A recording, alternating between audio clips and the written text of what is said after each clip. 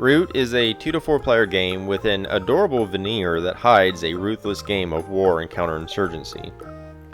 Root is a game that I put off getting for a very long time, and for two reasons. The first is that it's a game where the more players you have, the merrier it is. I don't like to rely on the whims of that many other busy humans to play my games. I did pick up the Clockwork automas, but I'm not exactly in love with them yet. The second reason was that everyone claimed that Root was notoriously hard to learn and even more difficult to teach. I didn't struggle to learn it at all, but I think I was more terrified of bringing Root to teach on game night than any other game. As it turns out, that was all a bunch of crap. Teaching it was almost an entirely painless experience. The nifty faction boards that highlight your possible actions and in what phase they go off made learning and teaching the game a breeze. I think people confuse the difficulty of learning a game with the challenge of mastering it, because the latter is where Root's learning curve becomes a flat cliff going straight up. The reason for that is that while Root is a type of war game, each faction plays almost like an entirely different game altogether. They play by an entirely different set of rules from each other. To become proficient at the game, you not only have to understand your own faction, but every other faction at the table, because if you don't understand how they work or what they can do, you can't meaningfully oppose them, and that's where the real complexity comes in. However, that extreme level of asymmetry is also what makes Root such a great game in the first place. Root is a very cute game, to its own detriment. Its colorful, child-friendly design and adorable animal meeples can definitely give the wrong impression about the type of game it is. It's not just the fact that it's more or less a war game, it's a complex, deep, and cutthroat game with a very high skill ceiling. The visual design does not make this clear. That said, it's a great looking game regardless.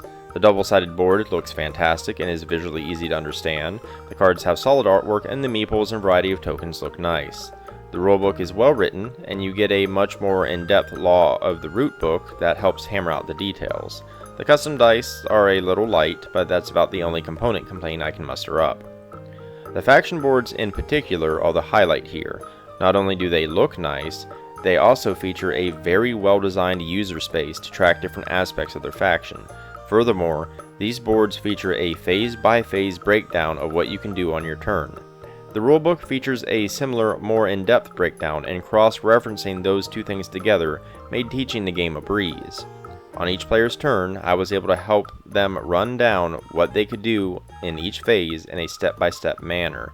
It was one of the cleanest teaching experiences that I've ever had. The goal of Root is to be the first faction to reach 30 victory points. Every faction can get points by destroying enemy buildings and tokens, but the main way they each get points is drastically different, to such an extent that you're almost playing 4 different games on one board. Take Marquise the Cat, for instance. The cats play pretty close to the traditional way you'd play a war game. They build buildings, recruit large armies, and move them around the map. The main way they get points is by building sawmills, workshops, and recruiting stations. On the opposite side of the spectrum is the Vagabond, a single meeple whom you control much like an RPG character. The Vagabond goes around collecting items and completing quests. The Woodland Alliance doesn't start with any troops or buildings on the board. Instead, they try to build up sympathy and can eventually blow up into a revolution, wiping out everything in the areas where they revolt. The Eyrie Dynasty are militaristic like the cats, but functions in a very different way. They have a single building type called roosts, and they take turns via a pre-planned decree. If they screw up that decree, they go into turmoil, which carries steep penalties. The second half of the asymmetry comes in the form of cards, and how each of the factions use them. Each space of the board has a suit, a rabbit, fox, or mouse symbol. Cards also have a suit, and they can be used for their effects, usually by crafting them, or for the suit.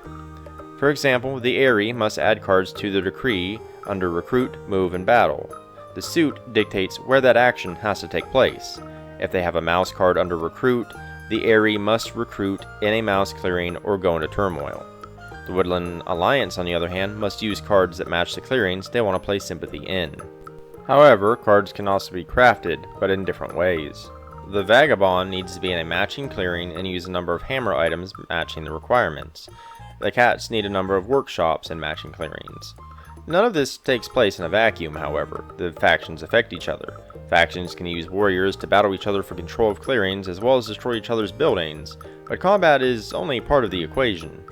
If the cats or Aerie move into a clearing with the Alliance's sympathy, or remove that sympathy, they trigger an outrage, and must give the Alliance player a matching card. Factions may opt to craft items for victory points, but doing so places the matching item on their board, and most of them have no use for items. The Vagabond, however, can give the other faction's cards to take those items, and the Vagabond uses items to perform actions.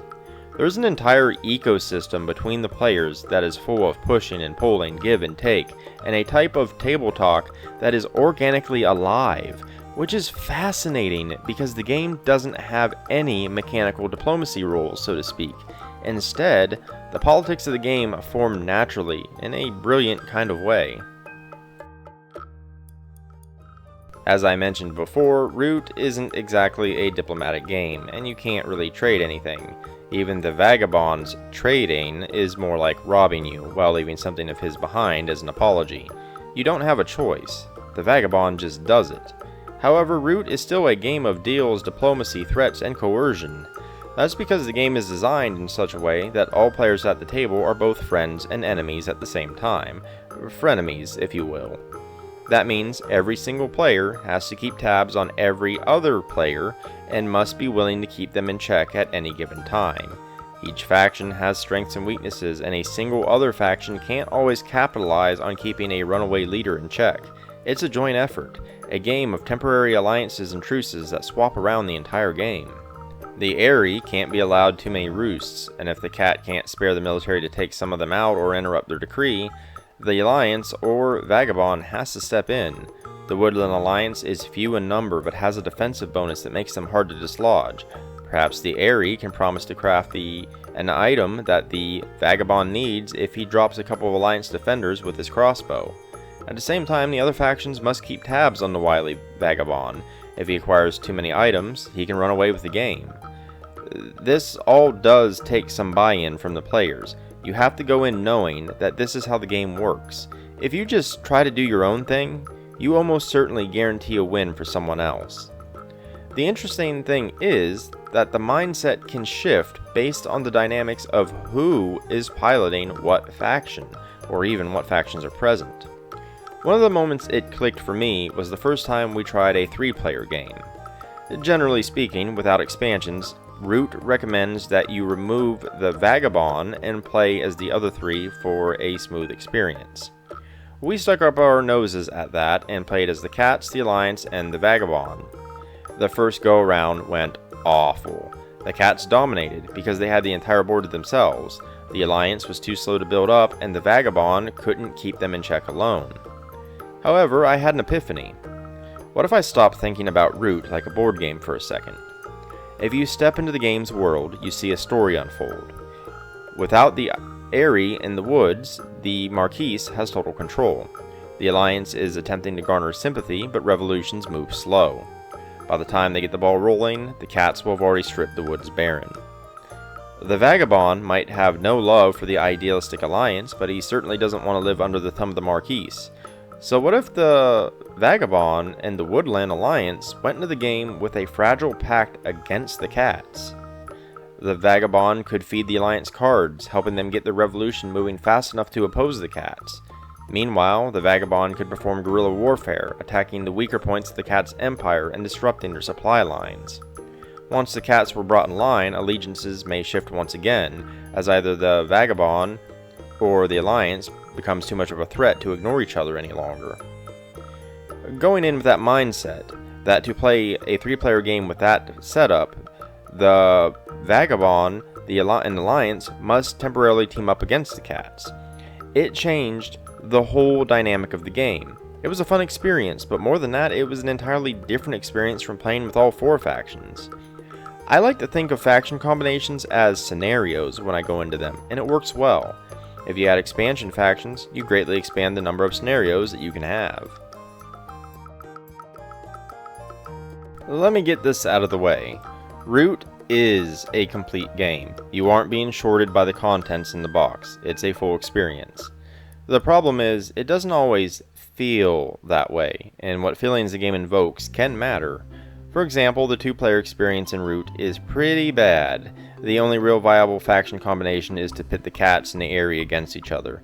This can be greatly addressed, however, by purchasing the Clockwork expansions and running the automas in your two-player game. The three-player experience is greatly enhanced with any faction combo by adding the hireling expansions. Expansions also have an advanced setup that tries to make sure that at least one military faction is present via a special drafting system. Even the core gameplay of Root itself can feel somewhat limited by the 4 factions. Each faction is extremely deep, but the thing is, shifting even one of them out for a new one blows the game wide open. The factions don't just change the game for the person playing them, they change it for everyone at the table. I'd be lying if I said that I wasn't yearning for more factions when I first started playing Root. I actually have all the expansions now, they just aren't part of this review, but trust me when I say that having them all is the ideal experience, at least for me. The Law of Root booklet itself even heightens the feeling of incompleteness. Leader Games includes the most updated version in new prints, so it includes all the rules for things you don't actually own. Now to be fair, this might be a non-issue for you. I'm something of a completionist. There's always a voice nagging in the back of my head whenever I don't have the complete set of whatever board games I get. But board games are expensive, and expansions are also expensive, so I wanted to at least bring that feeling up. Root is an excellent game with some of the best asymmetry I've ever seen. Each of the 4 factions manages to make it feel like you're playing an entirely different game while still keeping you interactive with the other players on the same board. It's a complex game, but I didn't find that to be an obstacle when learning or teaching it, only to becoming proficient at it, and even now I feel like I'm only scratching the surface of its strategic depth. It definitely has a high skill ceiling, but that's a good thing. That said, without expansions, the experience at lower player counts is much more muted. The base game of Root shines the brightest at 4 players, but if you've got a solid group to play it with, well, you're in for a heck of a treat. If you enjoyed this video or found it informative, consider liking and subscribing. It really helps me out a great deal. I've also left links in the description below, including to my website where you can find the bulk of my written content, but also to my Ko-fi, Patreon, social media, and more. But in any case, thanks for watching, and until next time.